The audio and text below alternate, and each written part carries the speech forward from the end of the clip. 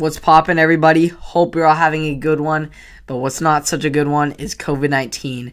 The virus has become one of the biggest problems in our nation's history just over the course of the past 2 years.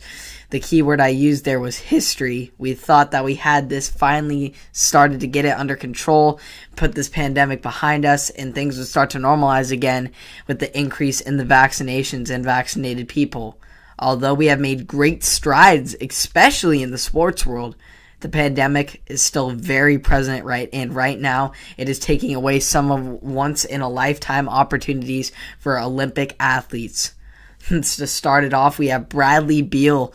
He is the first Olympian member of Team USA to be removed from the Olympics after he was placed in the health and safety protocol. Beal said that this has been a dream of his ever since he was a little kid, and now just like that, he lost his opportunity to play in the Olympics and represent his home country. Unfortunately, Beal wasn't the only athlete removed from the Tokyo Games. Young 17-year-old tennis star Coco Gauff will also have to wait 4 more years to make her Olympic debut after she tested positive for COVID-19. Then, on Monday, it was announced that a U.S. gymnast had been removed from the Olympic Village after a positive test.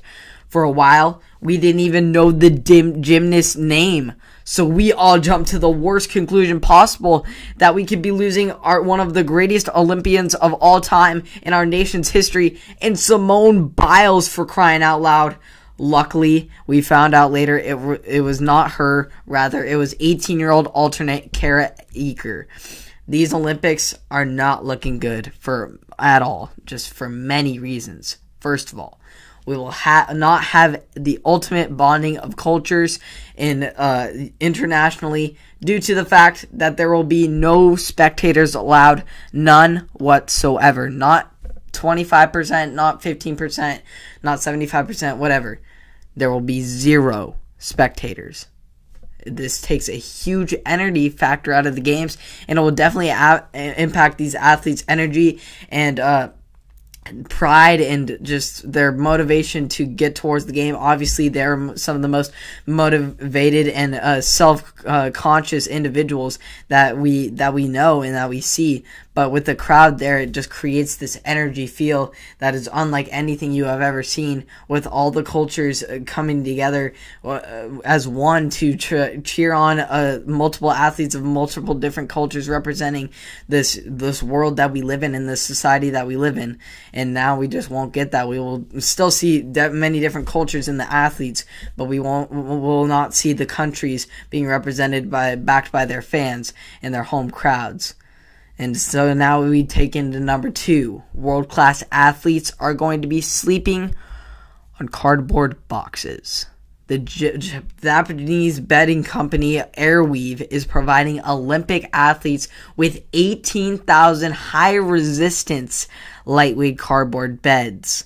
Supposedly, the beds can hold up to 441 pounds and are fully recyclable.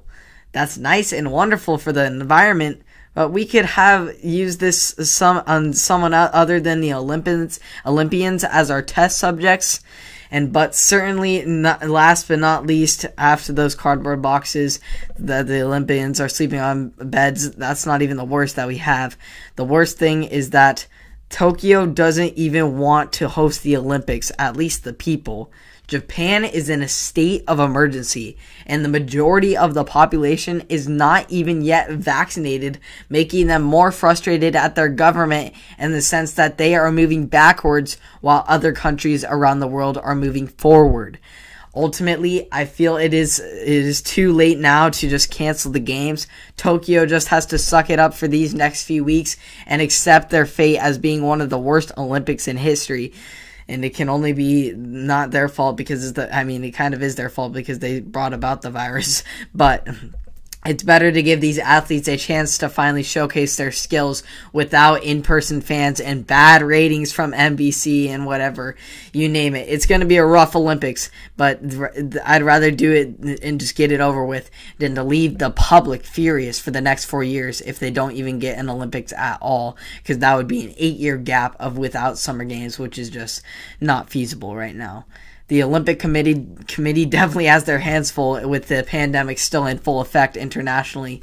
In time, we will finally overcome this pandemic and this horrible virus that has changed our world forever, and we will be a much stronger and more grateful society because of it. It's all a learning experience, and we will get through this together. I just feel my heart goes out to these athletes that are being taken away from their dreams that they don't really get to pursue for the next 4 years, and that they work so hard for each and every day, giving so much hours and energy and time and commitment. And then just like the snap of a finger, you look at a piece of paper and it says positive, and your dreams are just taken away. It's just so unfair.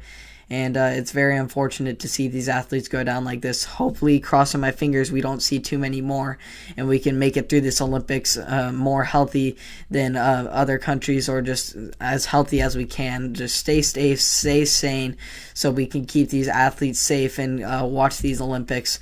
So we hope they can play out, and especially for the teams that have worked so hard together, like the basketball, like the team sports such as basketball and the relays and track. It's very important that these athletes stick together because they got high stakes. It's for gold medals, being a world champion, Olympic champion. And so it's very important that these athletes stay healthy, both physically and mentally, and also now it's still physically, but just coronavirusly, I guess you can say. Just these athletes are going to have to take extra precautions if they want to continue to pursue their dreams, because tests are going to be coming in every day. And if you got one thing wrong, one symptom, whatever, could be the end. So hope you all enjoyed that. You can catch all of it and more on Apple Podcasts, Spotify, and or YouTube. And I will see you all in the next one.